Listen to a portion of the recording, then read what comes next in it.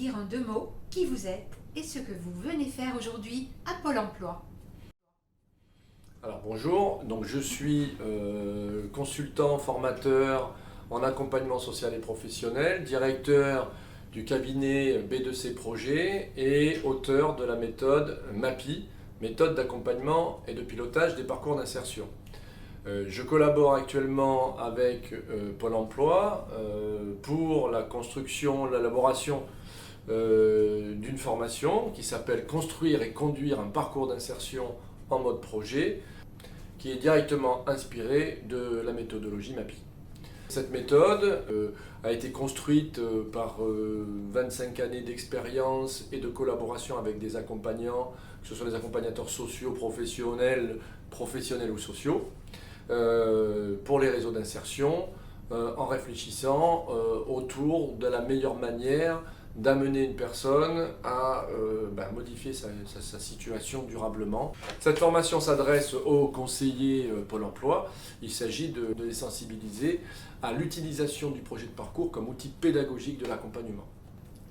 La méthode MAPI, dont vous êtes l'auteur, introduit le concept de projet de parcours. En quoi le parcours a-t-il une dimension de projet ?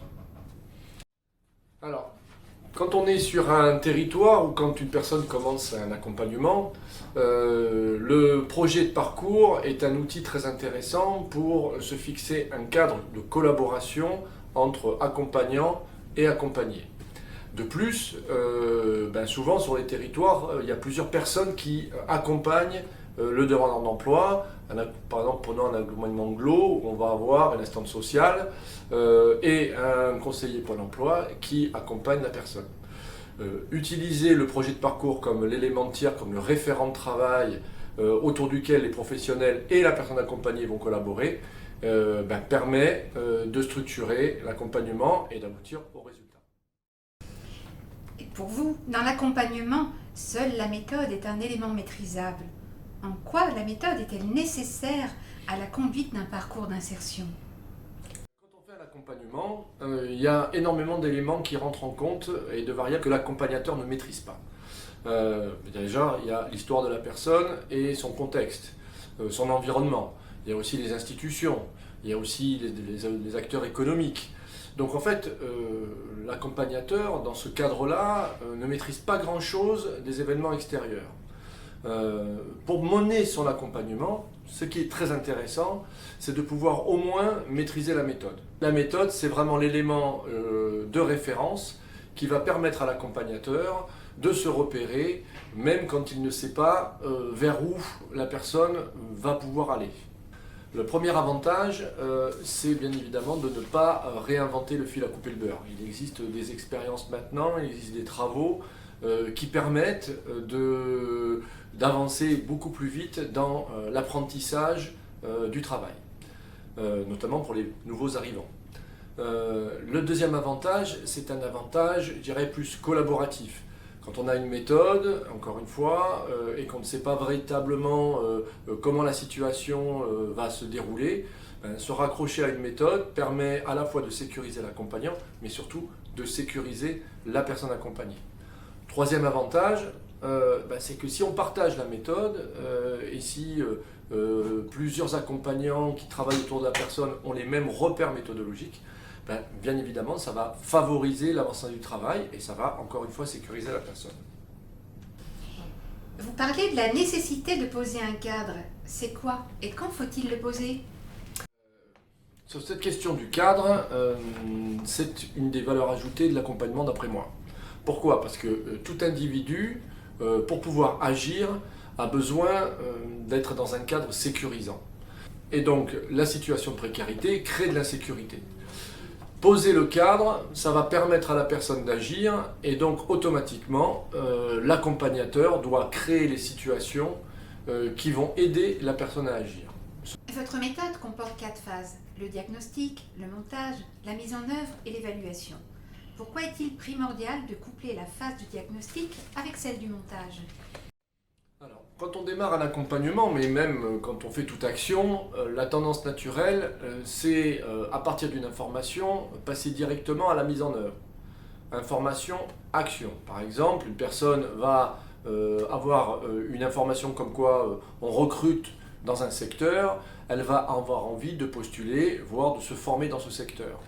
Or, la méthodologie indique qu'on gagne beaucoup plus de temps en prenant le temps en amont pour ensuite savoir comment on va mettre en œuvre, et si on va mettre en œuvre, l'action ou le parcours.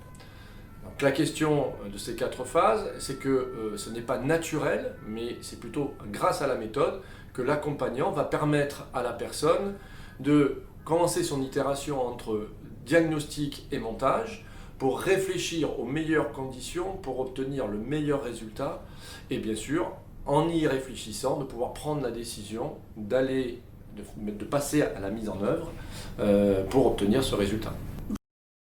Dans votre ouvrage, vous citez souvent le point de bascule. Qu'est-ce que c'est ?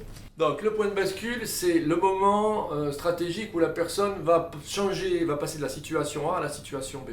C'est-à-dire va décider de son changement. Pour cela, il faut qu'elle ait recueilli suffisamment d'informations et de visibilité de la situation projetée possible, mais aussi qu'elle ait suffisamment fait d'activité pour s'engager et pour pouvoir prendre cette décision. Donc vraiment, c'est un moment privilégié que l'accompagnateur va poser avec la personne et qui va lui permettre d'organiser sa recherche.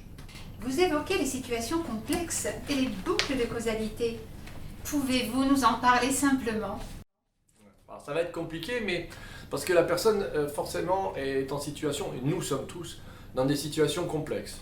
La boucle de causalité, c'est par exemple une personne qui perd son emploi et donc du coup se dégrade au niveau des relations sociales, a des difficultés au niveau du budget, et puis n'a plus le même budget, etc. etc.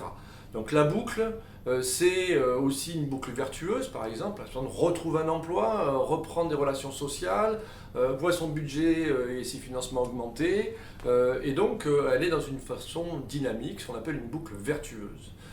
Ce qui est intéressant avec les boucles, c'est de repérer les boucles, c'est qu'en fait on va se soucier non pas des facteurs un par un, c'est-à-dire l'emploi, le logement, puisque tout est lié, mais plutôt des liens qui sont entre ces facteurs-là. Voilà.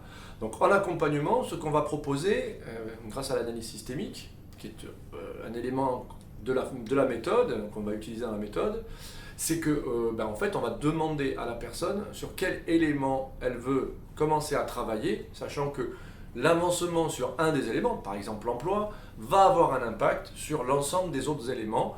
Et l'idée, c'est de la remettre dans une boucle vertueuse. L'engagement est au cœur de votre méthode. C'est quoi ? Et comment le maintenir tout au long d'un parcours d'insertion ? Alors, la question de l'engagement est une question qui, personnellement, a révolutionné ma pratique professionnelle et ma façon d'envisager mon accompagnement ou mes accompagnements.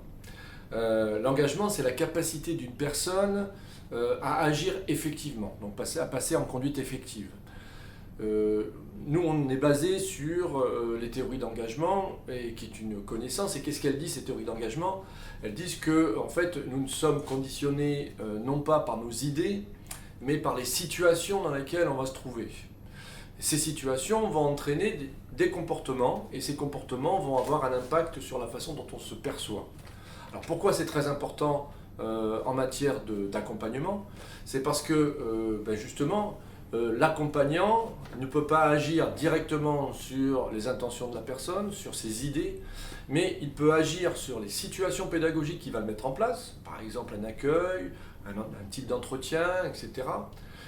Et cette situation va aider la personne à déclencher des comportements qui vont avoir un impact direct sur la façon dont la personne va, par exemple, développer son sentiment d'efficacité personnelle, sa capacité d'action, et donc bien évidemment avoir un impact sur comment elle va dérouler son parcours et donc comment elle va réussir son parcours.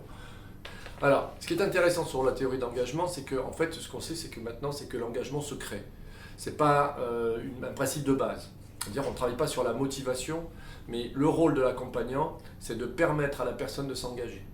Donc, les situations que l'accompagnateur va proposer doivent produire de l'engagement. Et je pense que c'est ça qui est très intéressant dans le travail et qui nous remet en perspective, et nous aussi, qui nous remet en capacité d'action.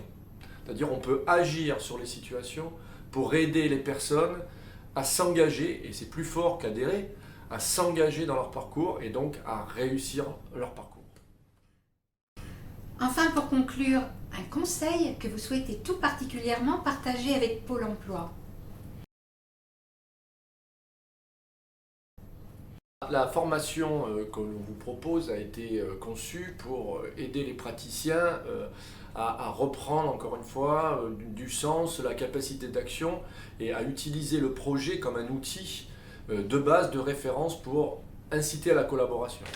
Donc, moi, le conseil que je donnerais, c'est vraiment de permettre à la personne accompagnée et le plus rapidement possible de construire elle-même son diagnostic, de construire elle-même son projet de parcours, parce que c'est cette situation pédagogique qui va l'aider à reprendre sa capacité d'action et son sentiment d'efficacité personnelle. Je le redis, les situations pédagogiques créent l'engagement et donc on va utiliser le projet comme un cadre, mais également comme un outil d'accompagnement, un outil d'engagement. Merci beaucoup Pascal pour votre témoignage. Merci à vous, c'était un plaisir de collaborer avec Pôle emploi sur cette action.